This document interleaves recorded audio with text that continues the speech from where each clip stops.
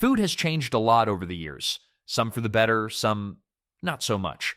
What started as simple, fresh, and homemade has turned into a science experiment with ingredients we can't even pronounce. Let's take a fun trip back in time and see how our favorite foods went from real to ridiculously overprocessed. First on our menu, bread, once the honest stuff of life, has transformed into something your great-grandparents wouldn't recognize if it hit them in the face during a food fight. In the past, bread was beautifully simple: flour, water, yeast, and salt. Today's bread has so many ingredients, it reads like a chemistry exam you didn't study for. Your grandparents knew their local baker by name, often stopping by for a fresh loaf that would be stale by evening. Now we have bread that sits on the counter for 2 weeks without changing, which isn't a miracle, it's a warning sign. If your bread outlives your houseplants, something unnatural is happening. The nutritional nosedive is equally alarming. Studies show the fiber content in commercial whole wheat bread has decreased by nearly 40% since the 1960s. Back then, whole wheat actually contained the entire wheat kernel. Today, many manufacturers simply use refined white flour with caramel coloring and a sprinkle of bran to earn that whole wheat label.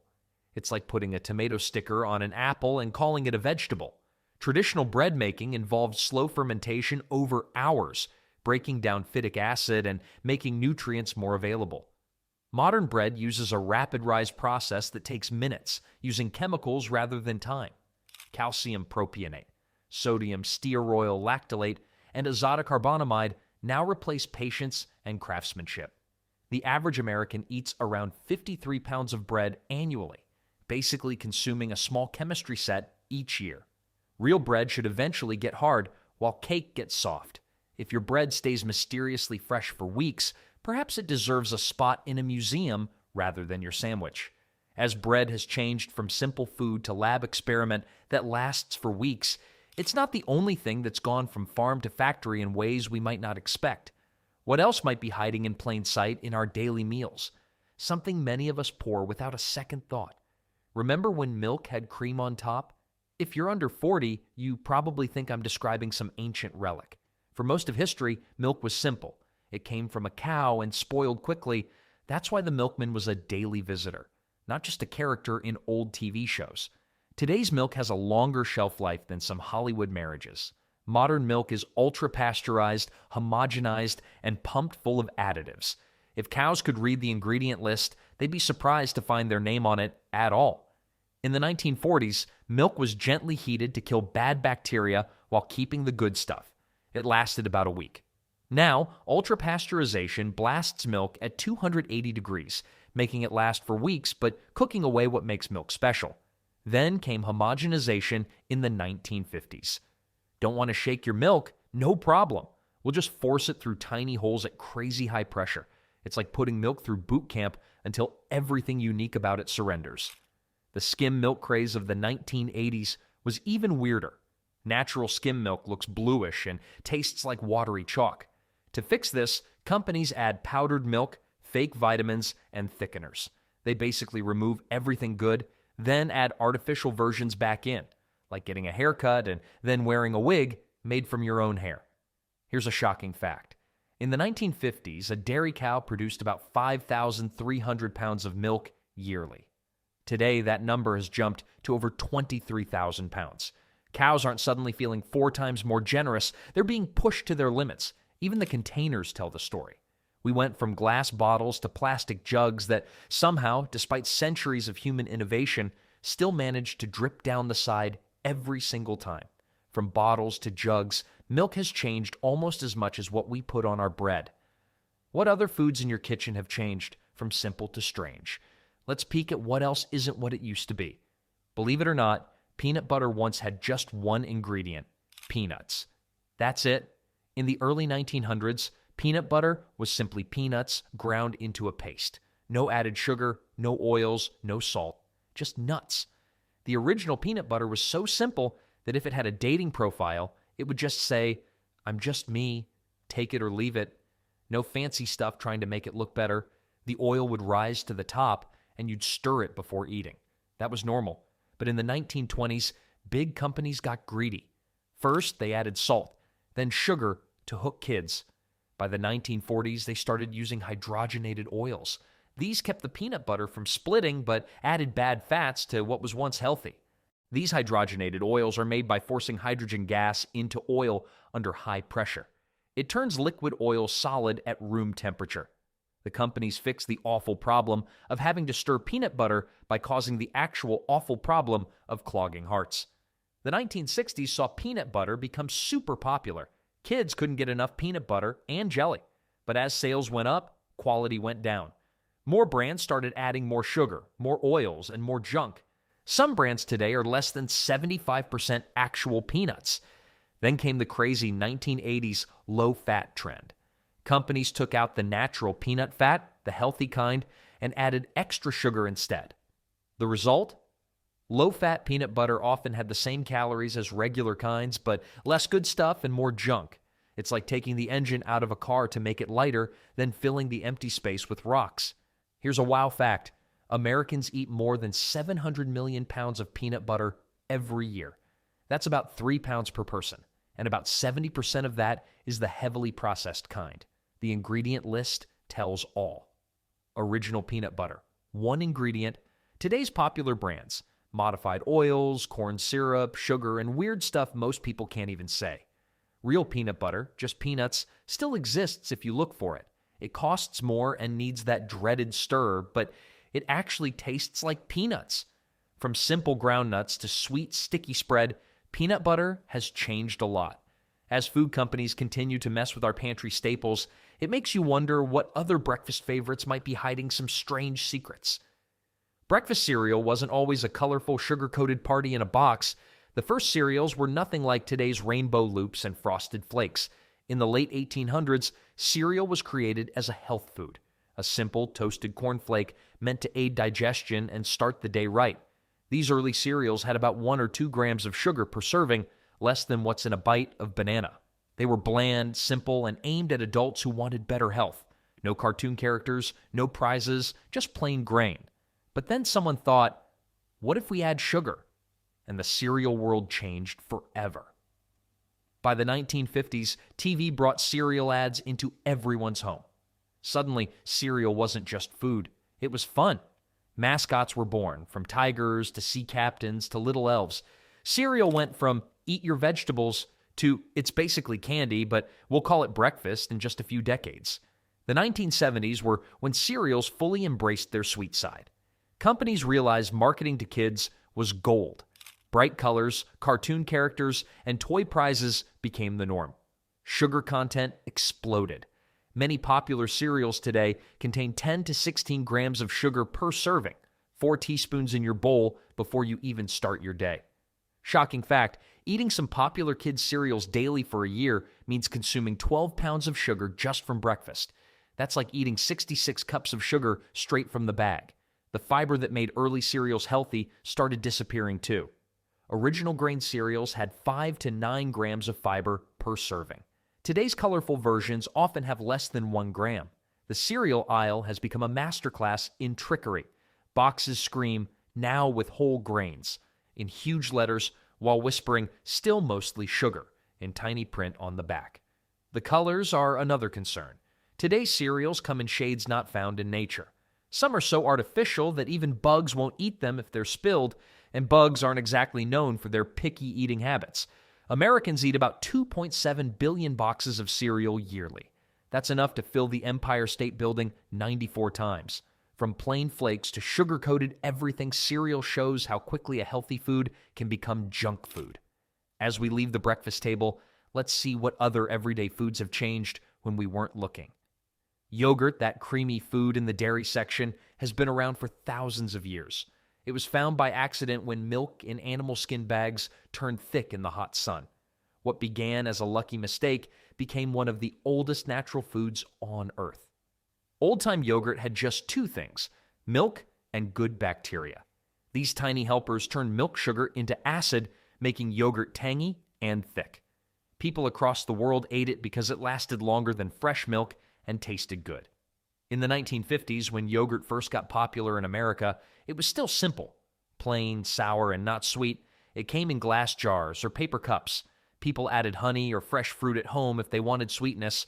The bacteria in this yogurt were alive and helped digestion. Today, walking down the yogurt aisle is like visiting a candy store that somehow got lost in the dairy section. Many modern yogurts have more sugar than ice cream. Some brands pack 5 to 7 teaspoons of sugar in one small cup. The label might say, made with real fruit, but that often means a tiny bit of fruit under loads of added sugar. The bacteria story has changed too.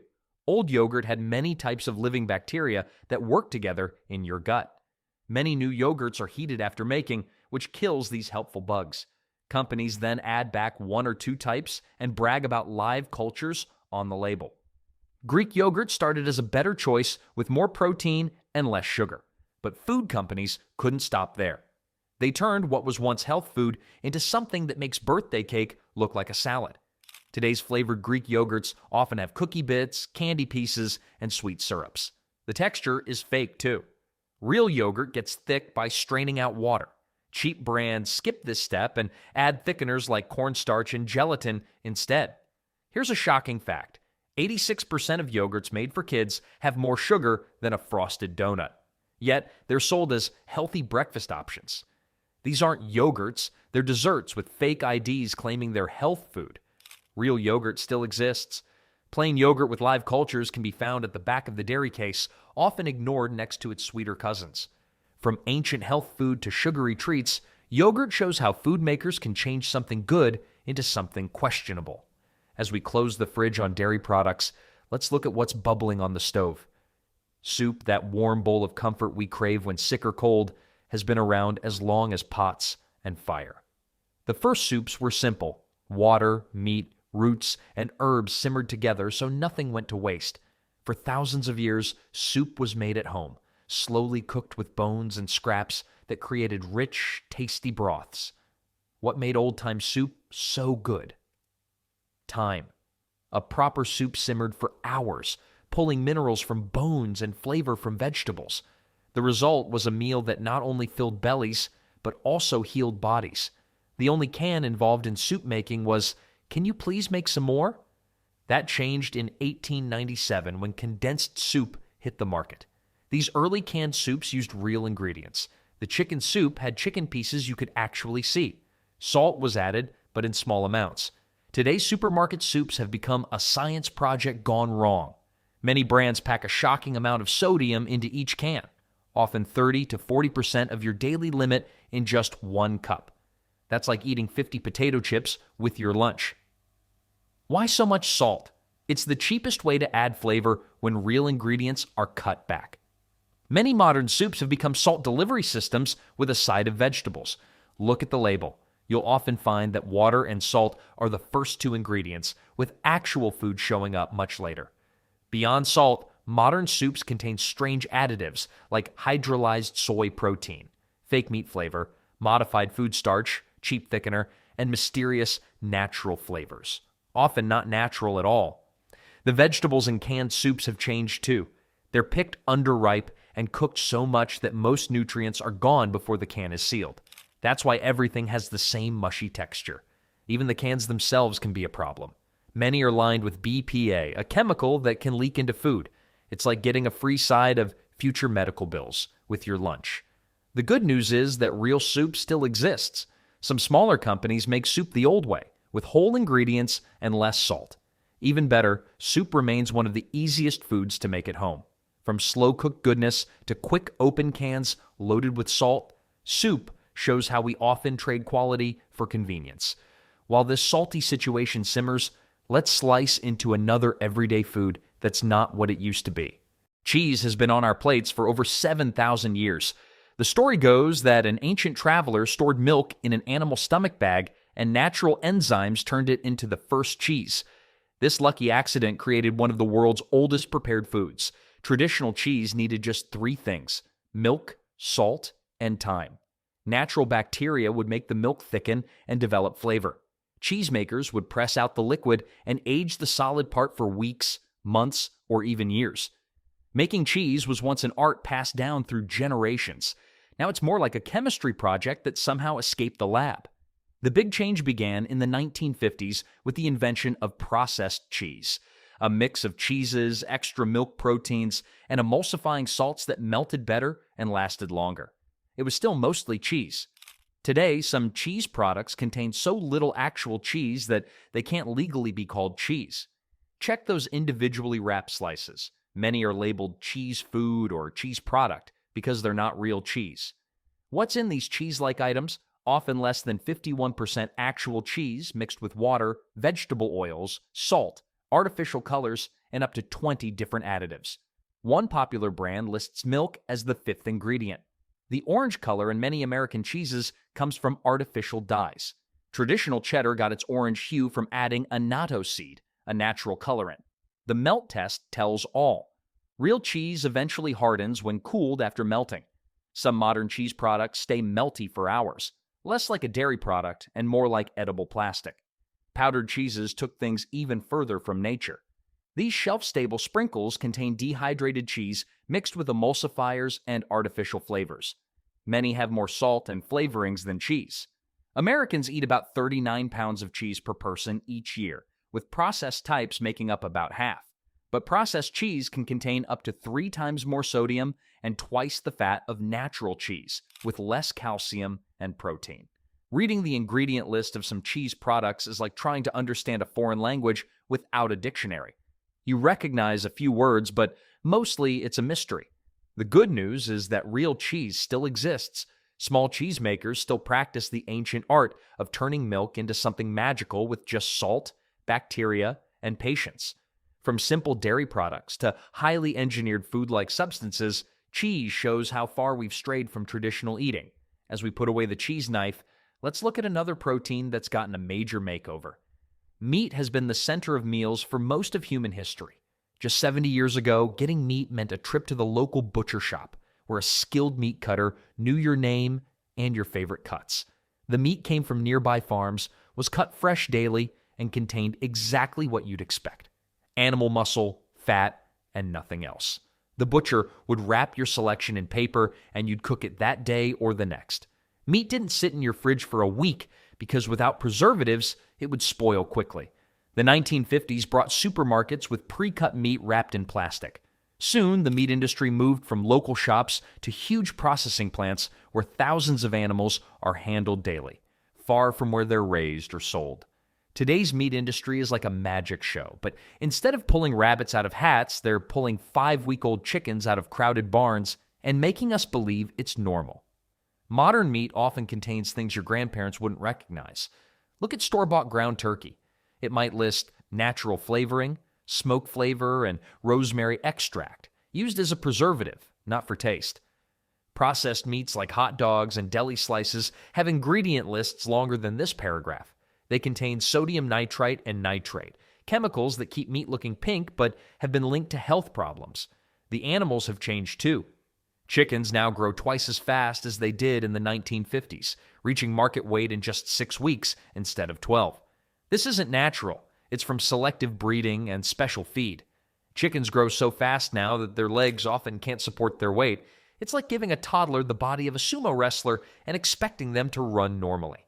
Beef cattle often get growth hormones to help them add weight faster, plus antibiotics to prevent diseases in crowded feedlots. Many eat corn instead of their natural food, grass. The worst offenders are ultra-processed items. Some chicken nuggets contain only 40 to 50% actual chicken meat. The rest, fillers, binders, and parts of the chicken you wouldn't normally eat. Many lunch meats are made by taking scraps, grinding them into paste, adding salt and preservatives, and pressing them back into a meat-like shape. It's like taking apart a car, keeping some pieces, adding plastic, and trying to convince you it's still a car. The good news: real meat still exists. Small farms and butchers offer meat from animals raised without extra hormones or unnecessary drugs, fed their natural diets, and processed simply. From butcher's block to factory line, meat has changed dramatically in just a few generations. As we clean our plates, let's pour ourselves something to drink. Fruit juice once meant squeezing actual fruit. Orange juice in the 1940s was either fresh squeezed at home or frozen concentrate. Either way, it was just oranges. Today's store-bought juices go through a bizarre journey. Companies strip the oxygen from juice and store it in tanks for up to a year. This kills the flavor, so they add flavor packs later to make it taste fresh again. Your fresh orange juice might be older than your last haircut and has been scientifically re-engineered to fake freshness. Juice companies deserve Oscars for convincing us that liquid candy is a healthy food just because it once saw fruit from across the room. Kid drinks are even worse. A typical fruit punch might be only 10% actual juice, with the rest being water, corn syrup, and dyes. Some have more sugar than soda. Even all natural juices have problems. When fruit is juiced, the fiber is removed, leaving just sugar. A glass of apple juice has the sugar of 4 apples, but none of the fiber. It's like getting all the calories from a meal, but still feeling hungry enough to eat the plate too. Store-bought juice lasts for weeks because it's heat-treated, which also kills many nutrients. Fresh squeezed juice starts to spoil after a few days. Real juice still exists. You can make it at home or buy cold-pressed options that actually taste like fruit. From simple squeezed goodness to factory-made flavor science, juice has changed completely. As we set down our glasses, let's dive into another food that's lost its natural crunch. Pickles began as a simple way to preserve vegetables, but today they're nothing more than a chemical-laden snack. These cucumbers have gone from farmhouse favorite to factory fraud faster than you could say crunch. Mass production has completely transformed pickle making. Traditional fermentation methods have been replaced by industrial processes that prioritize uniform appearance and long shelf life. A single jar of store-bought pickles now contains 700 milligrams of sodium, nearly 30% of daily recommended intake. The original nutritional benefits have vanished. What once provided helpful bacteria through natural fermentation now comes packed with artificial preservatives and vinegar shortcuts. These green spears are more laboratory experiment than natural food, stripped of their original gut health supporting qualities. These pickles are so processed they need a witness protection program from their vegetable origins. These 10 foods tell a powerful story of how our modern food system has stripped away natural goodness, turning wholesome ingredients into processed shadows of their former selves.